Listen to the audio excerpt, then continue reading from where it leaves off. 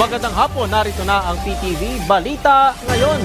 Mas pinalakas pa ng PhilHealth ang paghahatid dito ng primary care at preventive services para sa ating mga kababayan. Sa pagbisita ni PhilHealth President at CEO Dr. Edwin Mercado sa NKTI, binigyang din niya ang kahalagaan ng early detection at regular na konsultasyon. Posible anya ito sa mas pinalawak na coverage ng konsultasyon sulit at tama package ng ahensya. Sa ilalim nito, libre ang basic check-up, laboratory test at gamutan para sa mga piling sakit.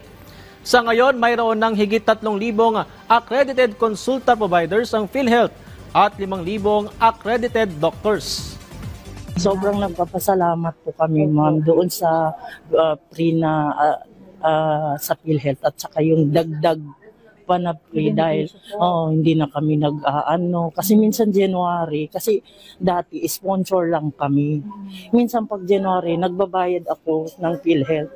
Tapos ngayon, nung pumunta ako nitong last sa City Hall namin, dahil PWD siya, yung tuloy-tuloy na wala na ng pasa ng mga requirements, nagulat ako. Samantala, patuloy na isinusulong ni Pangulong Ferdinand R. Marcos Jr. ang agricultural innovation at food security sa bansa. Patunay rito, binisita ng Pangulo ngayong araw ang kauna-unahan at pinakamalaking greenhouse facility na Metro Pacific Fresh Farms sa San Rafael, Bulacan. Mayroon itong 6 na greenhouses at kayang makapag-produce ng 500 metric tons ng sariwang gulay kada taon gamit ang Israel technology. Bukod sa consumer, malaking benepisyo rin ang naturang pasilidad sa nasa 100 magsasaka sa lalawigan.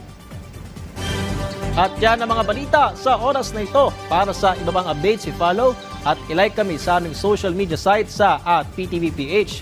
Ako si Patrick De Jesus para sa Pambansang TV sa Bagong Pilipinas.